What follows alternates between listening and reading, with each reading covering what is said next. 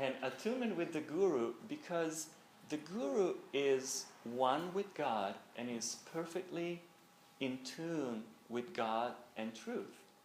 And by following the Guru's guidance and by following the Guru's will, we can also reach that state. So the Guru has no interest at all.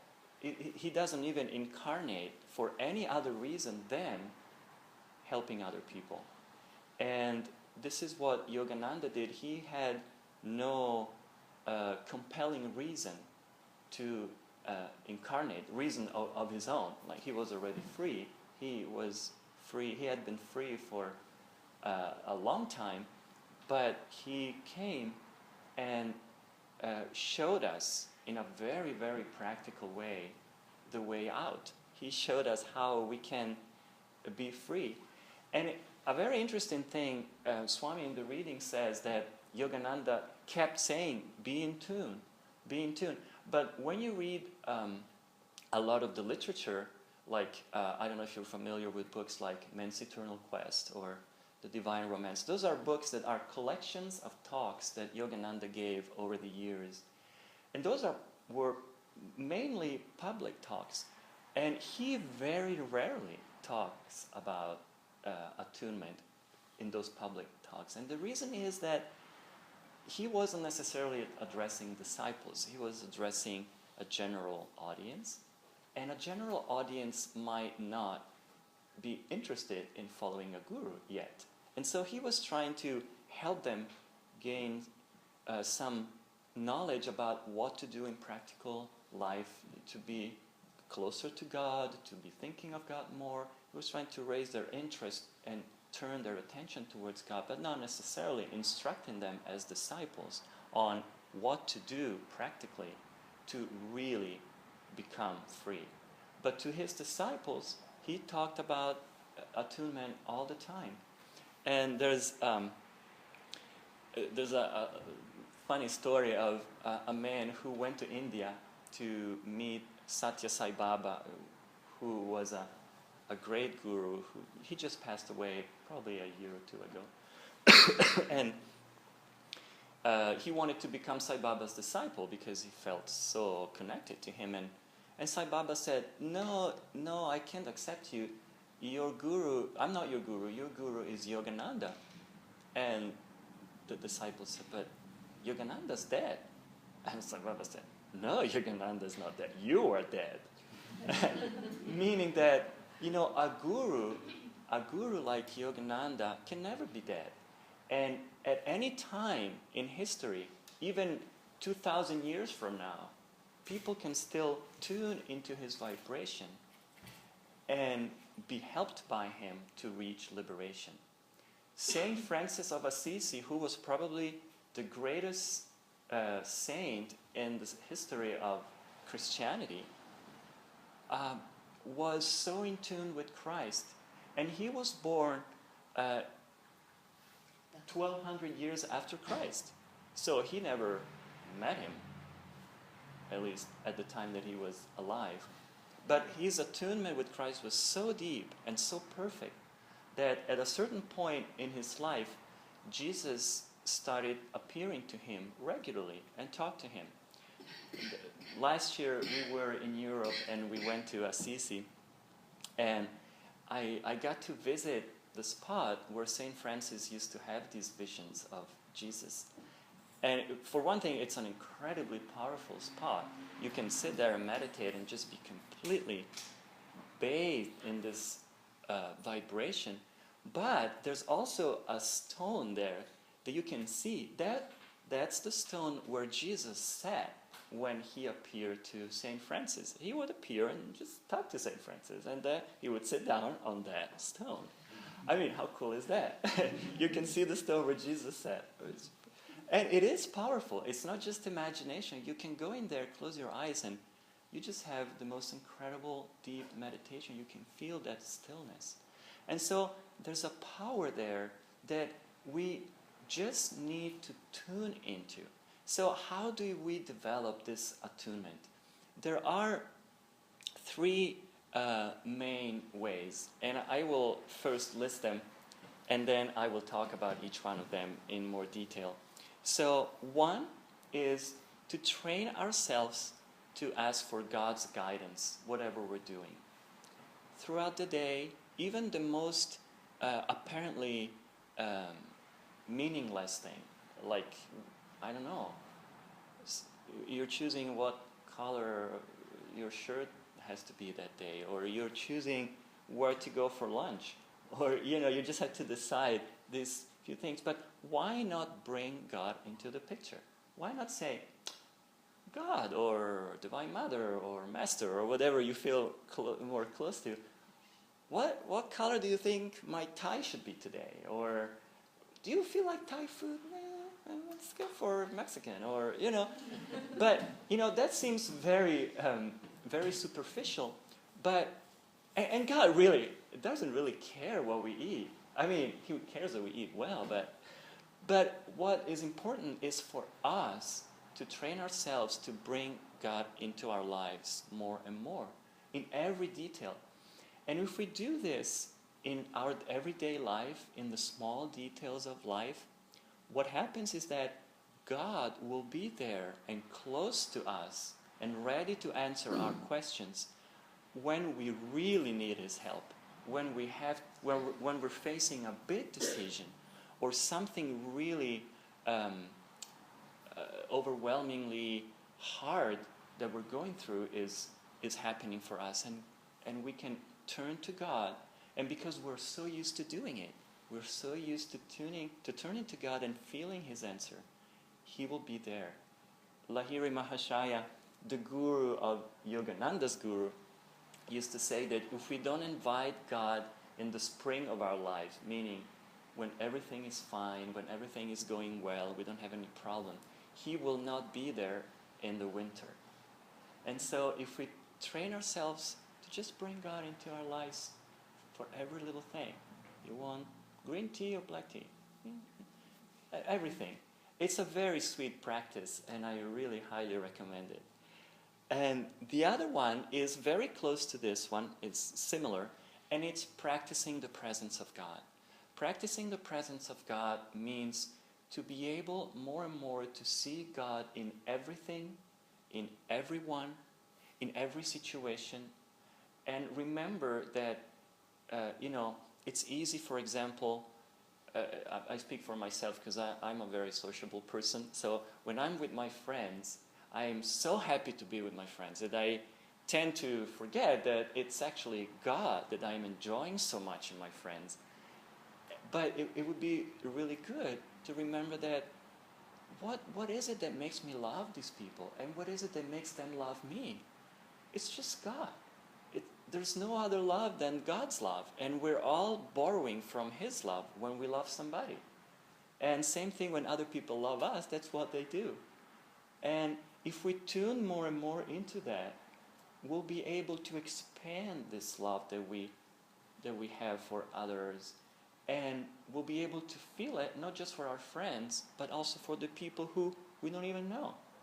We walk down the street and we run into people, and we can practice that. We can practice loving people, and just quietly. You don't have to say, "I love you," because they would think you're weird. Although in LA, it wouldn't be probably so out of place. But but we can always inwardly, consciously put out a vibration of love towards everything and everybody, remembering that is really God in that form, in every form. And also when something happens to us that we don't necessarily like, that is God too. And there's times when we don't understand it, we think it's unfair, we think it's so hard that we can't bear it.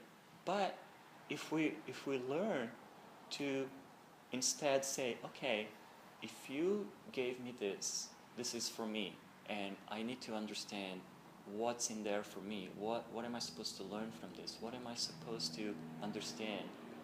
And the more we do this, the more God, seeing our willingness to accept Him in that form, will give us the power and the understanding to solve that problem, to get through it, to find the means and the tools to become stronger and overcome. And this is pretty much all the spiritual path is about. And the third thing, obviously, is meditation, inner communion and meditation. So as far as asking God for guidance, we also have to learn to accept, like I said, what we don't necessarily like. I just I just heard recently a very interesting story about Dayamata, who was a direct disciple of Yogananda, and she also was the president of the organization that Yogananda founded for many, many years. She just passed away a couple of years ago.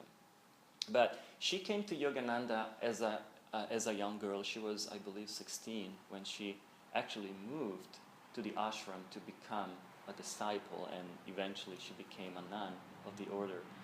And when she was about 17, she was one day with Yogananda and other nuns, or nuns to be, and Master was playing with some newspaper, and he made I think I'm saying this right, a dance cap. Dance? I thought it was dumb because it looks like dumb. Okay, dance cap. and then he started looking around, and then he called Daya, and he said, at that time she was still Faye, come here. And knowing what he had in mind, she said, no. and he became very serious. He said, Faye, come here. And she said, no. She got really, really stubborn. So Master dismissed everybody except for her. She said, no, you stay. And he said, you will not leave this place until you say yes. And finally, she was there staring at him for quite a while. And finally, she got up and went to him. And he didn't put the cap on her, but he patted her head and said, very good. And then later, he talked to her and said, if you hadn't come, if you had kept saying no, you would have left the path. Your stubbornness and unwillingness to follow what I had asked you to do would have brought you gradually so out of tune with me that you would have left the path. And he said, and I could see, as you were sitting there, I could see Satan and Divine Mother on your side trying to pull you on their side and make you do what you wanted. And I'm really glad that Divine Mother was the one who won. And I saw her blessing you. And by blessing you this way, I know that you will become, a very deep devotee and in tune with her. And so that was a very interesting story if you think about it. It's such a small thing. You might think, oh, the guru just wants to play. What does it matter if I wear the cap or not? But if we learn to open ourselves to his guidance, we have to accept everything that comes. Sometimes it comes in a way that it's like, what? Are you sure about that? But if we have faith and open up to this guidance that we receive, in time we'll understand why that was. And there's always a reason. The guru doesn't act out of a whim. It's always out of wisdom. And so I thought it was a very interesting story. And how do we practice the presence of God? There's practical ways to do it. We can just repeat a mantra. We can learn a chant and repeat it in our minds as we go about our day. And these are ways to keep our energy high. How many times does it happen during the day that all of a sudden we're facing something and we forget about bringing God into the picture? And in no time, we find ourselves in this really bad mood, or we're upset, and oh my God, and maybe an hour later, it's like, what happened to my attunement with God? I totally forgot about it. It's really not that we don't want to be attuned, we just forget. And so this is why it takes training when everything goes smoothly to train ourselves, to bring us back over and over and over back to our focused attention on God and on being open to receiving whatever He wants us to receive. I would like to just briefly touch on a few guidelines for meditation. It seems like we all know how to meditate, but if we really want to be guided and develop soul receptivity in our meditation, there are a few things that we have to make sure that we do, and I would like to briefly outline them for you. So when we sit to meditate, the first thing is we pray. Why do we pray? We pray because we want the masters to guide our meditation.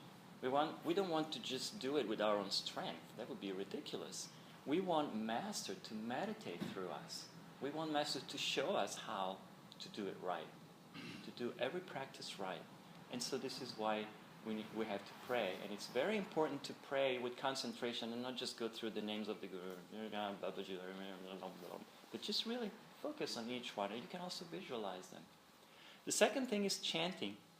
Chanting helps to raise the devotion from the heart, but also helps us get more and more centered in ourselves. If we really chant in the right way, which is really feel the words that you're saying. You're not just tossing out words and repeating this formula over and over. Just think of what you're saying and feel, like Yogananda said, feel that God is listening to you. You're not just singing to some abstract entity, but feel you are singing to His listening presence. That's what Yogananda said. And so feel that He's just right there in front of you, and you are pouring out your love, your devotion to Him or her, whatever you prefer to think of God as. Just this way, in a real way. And then we get to practice the techniques. And this is whatever you have. If you have Hong Sa, if you have Om, if you have Kriya, do it with concentration.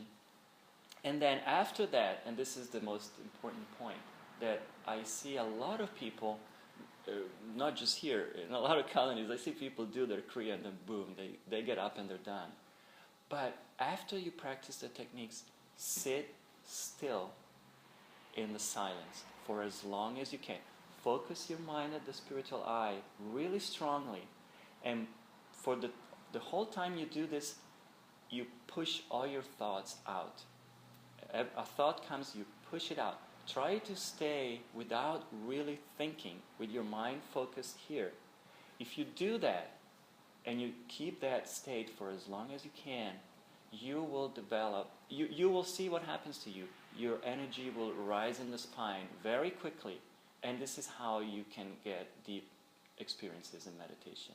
It's not by getting up after you've done your technique. That's not, the techniques are done for that purpose. So hold that for as long as you can. And when the mind starts to get restless again, you're not done yet. That's the time where you can practice devotion. That's the time where you can talk to God. You can pray for somebody. You can ask God for His blessings, for His guidance. Ask God to be in you all the time. Open your heart and feel God coming into your heart and blessing your life and guiding every single step of your journey. And that's the best time to do it, when the mind is clear, the consciousness is uplifted, and the energy is strongly in the spine and in the spiritual eye. So I hope I'm not preaching to the choir, but I really felt that it's good sometimes to point these things out, because it's easy to get busy and shorten things, but remember, that's the most important part of the meditation. That's how you develop soul receptivity, and that's how you develop your intuition, which allows you to feel God's guidance. And so I would like to also to end by telling you what Yogananda suggested, because we have a guru who is not in the body anymore. And so it might feel like it's a little hard to follow his guidance when he's not really talking to us in an outward way. And so Yogananda, who was very practical, knew about this issue that we might have after his passing. And he gave many good tips about it. And one of them is this beautiful poem that I'm going to read for you. And it's called When I'm Only a Dream. I come to tell you all of him, and the way to encase him in your bosom, and of all the discipline that brings his grace. Those of you who have asked me to guide you to my beloved's presence, I warn you through my silently talking mind, or speak to you through a gentle, significant glance, or whisper to you through my love, or loudly dissuade you when you stray away from him. But when I shall become only a memory, or a mental image, or silently speaking voice, when no earthly call will ever reveal my whereabouts in unplumbed space, when no shallow entreaty or stern stentorian command will bring from me an answer, I will smile in your mind when you are right, and when you are wrong, I will weep through my eyes, dimly peering at you in the dark, and weep through your eyes perchance, and I will whisper to you through your conscience, and I will reason with you through your reason, and I will love all through your love. When you are able no longer to talk with me, read my whispers from eternity. Eternally through it, I will talk to you. Unknown, I will walk by your side and guard you with invisible arms. And as soon as you know my beloved and hear his voice in silence, you will know me again more tangibly than you knew me on this earth plane. And yet, when I am only a dream to you, I will come to remind you that you too are not but a dream of my heavenly beloved. And when you know you are a dream, as I know now, we will be ever awake in him. So, all these things, meditation, working for God and with God, thinking of God, inviting God in all that we do, this is how God intended mankind to live. And how far from it have we gone? But we have this incredible opportunity to do it because we know about it. And I think we can all feel the truth of this. This is how God intended for us to live. And if we do it at our best and ask for guidance every step of the way, we will get there. We will get there in this lifetime. We can get there in this lifetime. So let's all resolve in our hearts to do our best and to be free forever. God bless us all.